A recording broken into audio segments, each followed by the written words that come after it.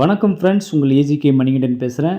இன்றைக்கி Kundrathur service road மாதா college நியரில் தான் ஒரு கமர்ஷியல் ப்ராப்பர்ட்டி இன்றைக்கி பார்க்க போகிறோம்.